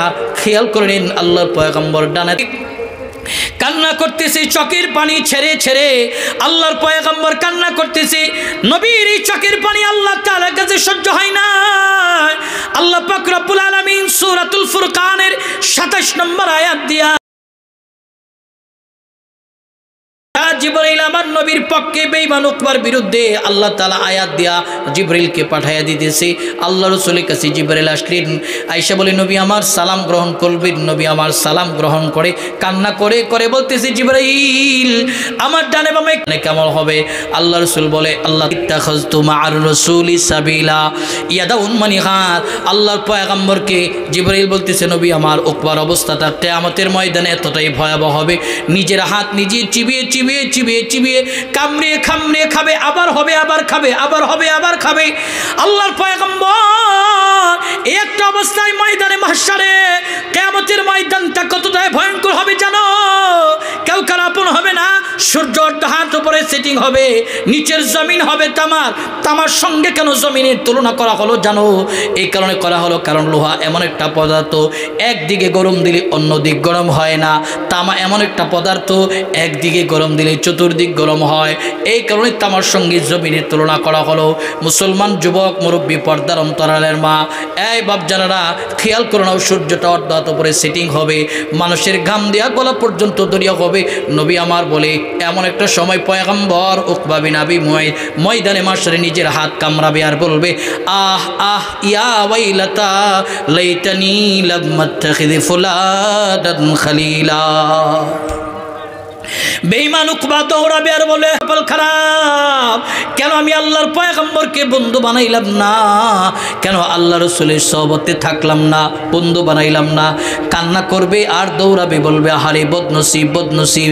ঠিক আমাদের একদল মানুষ ময়দানে মাশারে নিজের মাথায় থাপ্পড় দিয়া বলবে কেন মসজিদের ইমামরে বন্ধু বানাইলাম না, খতিবরে বন্ধু বানাইলাম না, মুয়াজ্জিনরে বন্ধু বানাইলাম না, আমার এলাকার আলেমরে বন্ধু বানাইলাম না। কান্না করলে লাভ হবে না। এই মুরব্বী বাপ, যুবক মুরব্বী, খেয়াল করে নাও, সেদিন কান্না করলে কোনো লাভ হবে না। অতএব হায়াতি জিন্দিগির এই দামি গাড়িটারে দুনিয়া থেকে দামিভাবেই চালাতে হবে, হায়াতি জিন্দিগির মূল্য দিতে হবে। আল্লাহর পয়গম্বর বলে, উম্মত তোমার কাছে 5টা জিনিস চলে আসার আগে আগে 5টা জিনিসের মূল্যায়ন করো। 1 নম্বর, আল্লাহ রাসূল বলেন, ক্বালান নবিয়্যু সাল্লাল্লাহু আলাইহি ওয়াসাল্লাম, ইগতানিম খামসান ক্বাবলা খামসিন, শাবাবাকা ক্বাবলা হারামিক, ওয়া সিহহাতাকা ক্বাবলা সুকুমিক, ওয়া গিনাকা ক্বাবলা ফাকরিক, ওয়া ফারাগাকা ক্বাবলা শুগুলিক, ওয়া হায়াতাকা ক্বাবলা মাউতিক। 1 নম্বর, নবী আরবি বলেন, 1 নম্বর, শাবাবাকা ক্বাবলা হারামিক, বার্ধক্য চলে আসার আগে আগে যৌবনের কদর করো। এই নওজোয়ান, আজকে আমার কাছে যৌবনের কদর নাই। যৌবনের জবান বড় সবল, যৌবনের চোখ বড় সবল, যৌবনের হাত বড় সবল, যৌবনের পা বড় সবল। যৌবনের হাত দিয়ে আজকে একদিকে গেলে তোমার শরীরে শক্তি থাকবে না। এই জবান বড় সবল, একজনের ধমক দিলাম, কিন্তু এমন একদিন আসবে এই জবান দ্বারা ধমক দেবার সেই সামর্থ্য আমার থাকবে না। চোখ রাঙায়, একদিন এমন হবে এই যৌবনের চোখ দুর্বল হয়ে যাবে, রাঙাইতে পারবো না। এই যে যৌবনের সব কিছু অঙ্গ প্রত্যঙ্গ সবল, এর কদরদানি করা চাই, কদরদানি করা চাই, কিন্তু আমাদের কাছে কদরদানি নাই। আল্লাহ রাসূল 2 নম্বরে বলেন, অসুস্থতা চলে আসার আগে আগে সুস্থতার কদরদানি করো। আজকে আমাদের কাছে সুস্থতার কদরদানি নাই। মুসলমান যুবক মুরব্বী, পর্দার অন্তরাল মা, 3 নম্বর হলো ফকিরি চলে আসার আগে আগে রাসূল বলে, সম্পদওয়ালা ভাই, টাকাওয়ালা ভাই, সম্পদের কদরদানি করো। 4 নম্বর, রাসূল বলেন, ওয়া ফারাগাকা ক্বাবলা শুগুলিক, অবসর সময়ের কদর করো, কর্মব্যস্ততা আসার আগে আগে।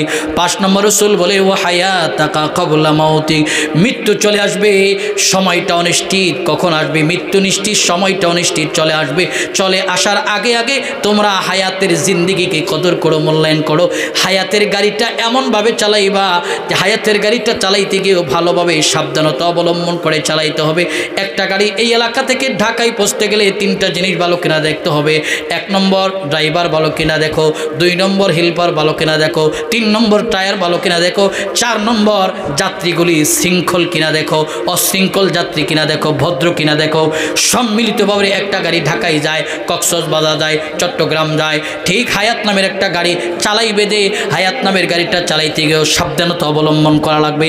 1 নম্বর লাগবে একজন আল্লাহওয়ালা মুসলিহ, আল্লাহওয়ালা ড্রাইভার, যিনি আমাকে কোরআন সুন্নাহ মোতাবেক সবক দিবে, যিনি কোরআন। 2 নম্বর, হায়াত নামের অবলম্বন করবা। তোমার এই গাড়িটার ভিতরে যেন একজন খারাপ বন্ধু যাত্রী হিসাবে না ওঠে, যদি উঠে যায় তোমার জান্নাতের গাড়িটারে জাহান্নামে নিবে। অতএব জাসপাতাল করে চালাবেন।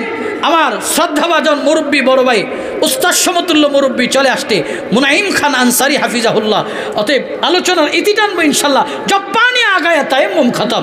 প্রিয় ভাইয়ের আমার, যা বলছি অগুছানো কথা, এলোমেলো কথা, সব কথার মূল খুলাসা A to Z কালাম হলো, আজ থেকে নিজেদেরকে যদি জান্নাতে নিয়ে যেতে চাই তো ভালো দোস্তের সঙ্গে চলতে হবে, ভালো মানুষের সঙ্গে চলতে।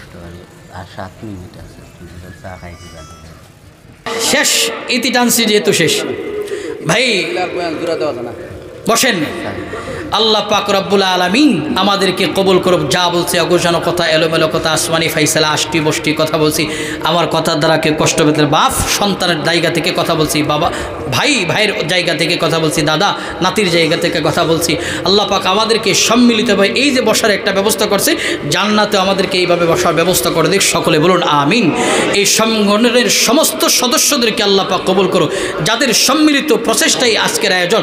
সকলকে আল্লাহ তাআলা দুনিয়া বিজাজা আখিরাত বিজাজা দান করুক। সকলে বলুন আমিন। আসসালামু আলাইকুম।